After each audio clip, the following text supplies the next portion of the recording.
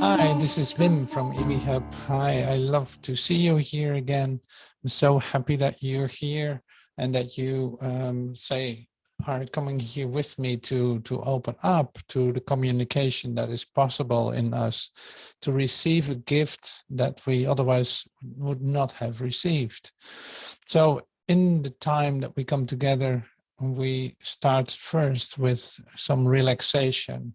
And I hope that you are practicing that too. It's like to meditate is really something beautiful and totally helpful to come in connection with your stillness.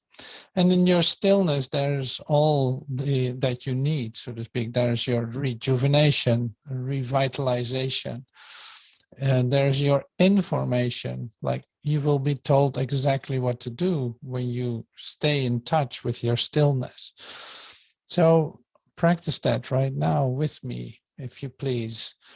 And it's like, let go of your thoughts for a moment. Let go of your concerns for a moment.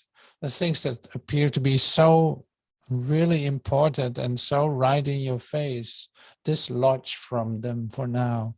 You will not need them in this time that we spend together. Yeah, so don't forget to breathe too. Release by breathing. It's like, oh, yes. Like this. Very simple. Or just breathe. That's fine too. Yeah, that's better. Yes. So this works really well. It doesn't take much effort to relax, does it? So it's just your awareness that we deal with here. It's pretty amazing.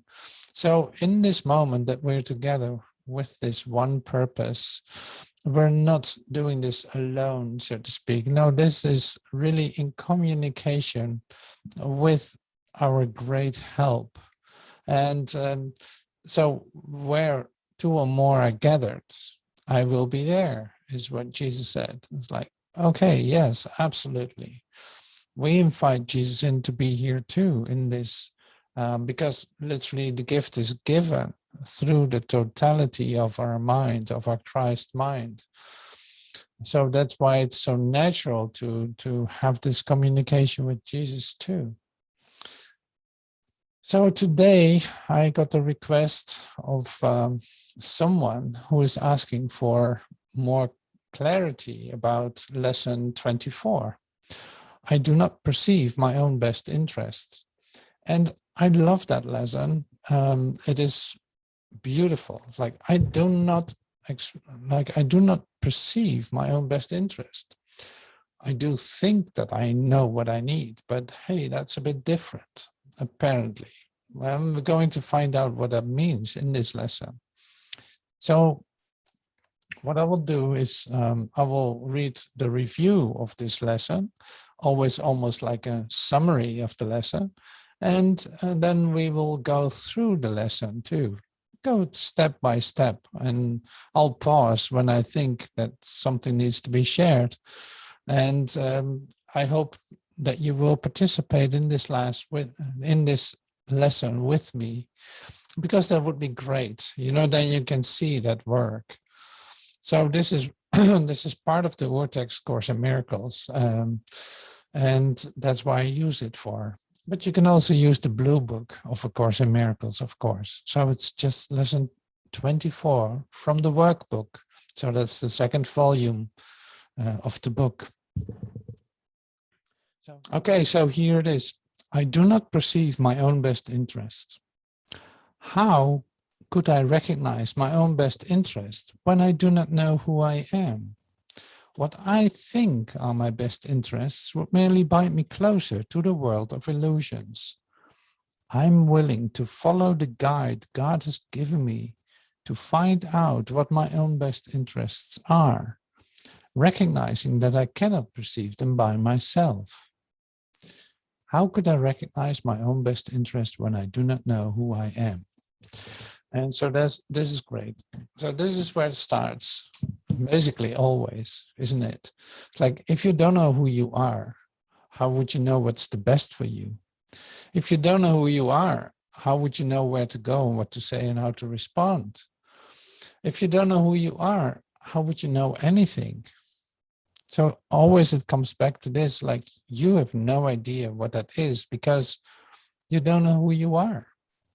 And who are you is a really good question. Like, who am I is a great question.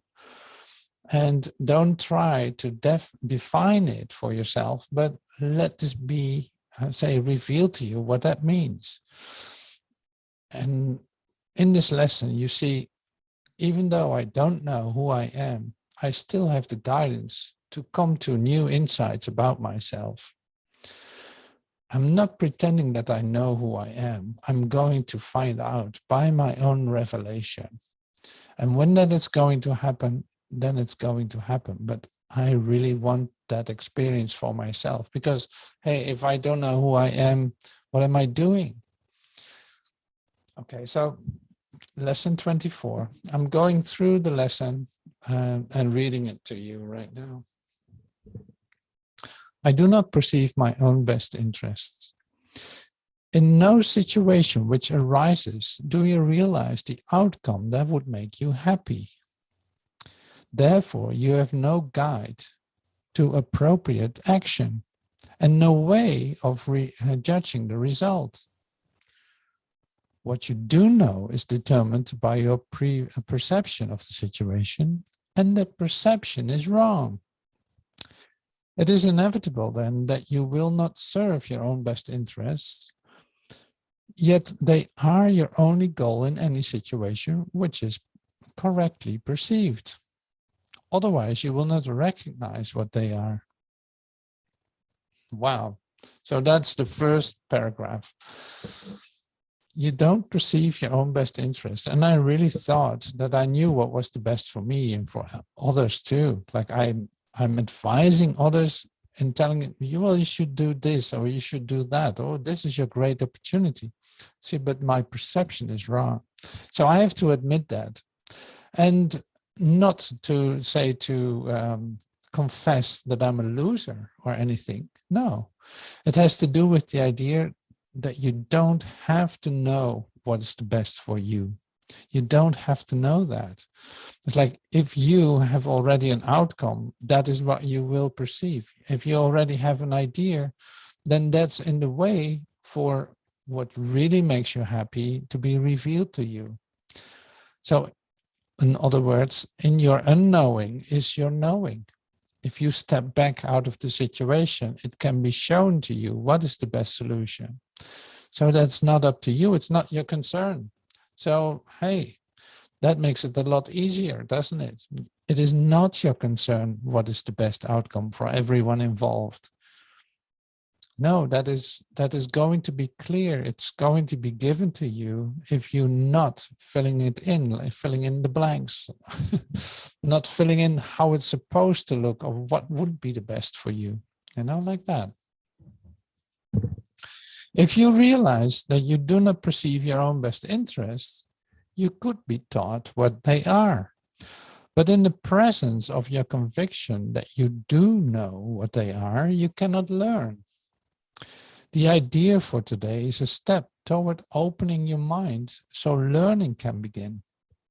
Okay, see there, that's what I mean. It's like if you already know what something is, then you cannot learn anything about it. No, this is an invitation to let this be completely new, that you have like, I have no idea what the best solution would be or how this is supposed to look. I even don't know who I am and I don't know what my best interests are. So I'm not going to fake that. I'm not going to fill that in for myself. No, I'm going to wait this time as a real experiment with myself. I'm going to wait for that. I'm going to let that be shown to me. That is where this is about. So then suddenly I can be taught. Because see, that was the same at school. If you already knew what it was, you could not learn anything. So that's really the same as in the world. Say that is the same idea. If you already know something, you cannot learn. But now here, this is the invitation to become completely open and to learn from in a whole different way. And this different way is not scary or anything, not at all. So it's more like, no, this is embedded in your wholeness. It is not just an idea that's being shared. No, this is going to be an all-inclusive, say, whole experience for you. The ones that you are waiting for. I know you want to experience this, but you just didn't know how to get to it. Well, here's your instruction. The exercises for today require much more honesty than you are accustomed to using. A few subjects honestly and carefully considered in each of the 5 practice periods, which you should be undertaken today, will be more helpful than a more cursory examination of a large number. So 2 minutes are suggested for each of the mind-searching periods, which the exercises involve. Okay, so there's much more honesty required than you are accustomed to using. See, in order to learn and in order to admit from yourself what you know and what you don't know, it is important to be completely honest. So now, instead of using like a large number of occasions or subjects, we're just taking a few, and you will see how that works. Practice periods are beginning with repeating today's idea. I do not perceive my own best interests, followed by searching the mind with closed eyes for unresolved situations which you are currently concerned. The emphasis should be on uncovering the outcome you want. You will quickly realize that you have a number of goals in mind as part of the desired outcome, and also that these goals are on different levels and often conflict. So it's like the things that you're thinking about a certain situation that's really like in your face at this point, today, here, and that comes up immediately, like, yes, I let it go in the beginning of this meditation lesson, but now it's right here, it's still with me, and this is a great subject, so I'm going to use that. So then it's also important to see that you will have to be very honest with yourself in how you're actually already made up some solutions for it, for the problem that you perceive. You have some solutions that you are formulating, but seeing actually that these goals you want to achieve are on different levels and can even contradict one another.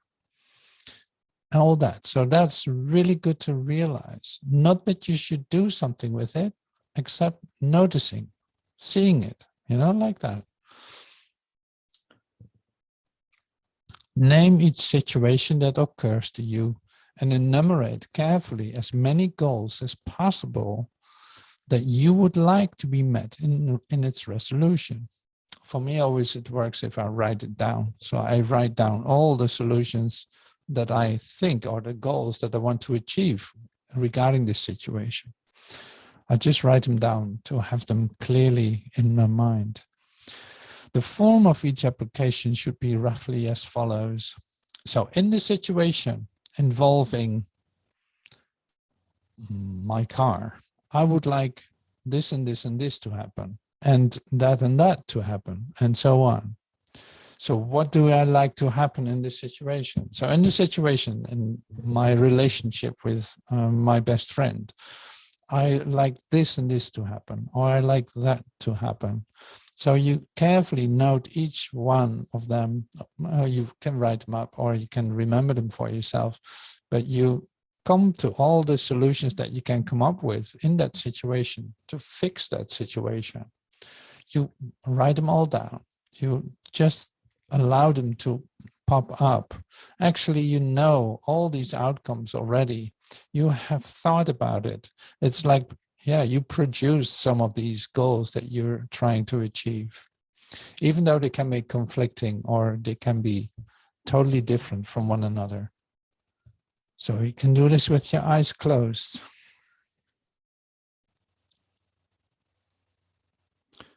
practice period begins with repeating today's idea, I do not perceive my own best interest, followed by searching the mind with closed eyes for unresolved situations which you are currently concerned.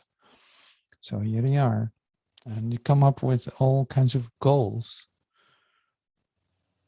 that you already have in mind, but you're going to be honest to yourself about it. So, well, actually in this situation, I got to say, like, yeah, I thought about, I have to go on holidays with my friend, or I should not meet him anymore, or I should do this or that.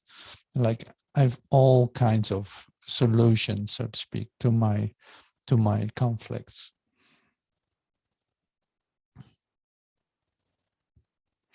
So try to cover as many different kinds of outcomes as may honestly occur to you. So you don't have to make them up, but they're there already.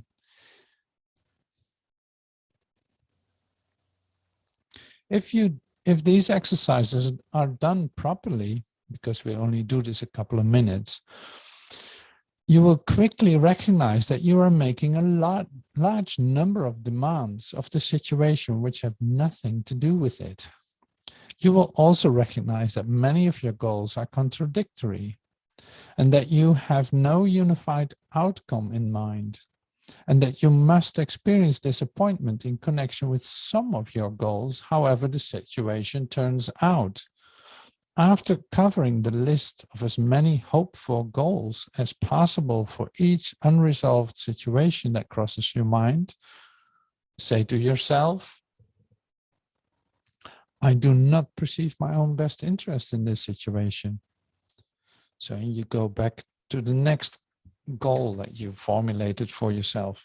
So it's like, oh, yes, this outcome that I had in mind, but actually I don't perceive my own best interest. I don't really know what they are. So I can't really tell what's supposed to happen. I don't perceive my own best interest. See, and we're trying not to solve this problem or release the goals or letting go of the goals. No, it's like you start to recognize that you don't perceive your own best interest. You don't even know what's the best for you and for everyone involved. And you stay with that. You let that be, and you don't do anything else with it. But you see that something will shift and change.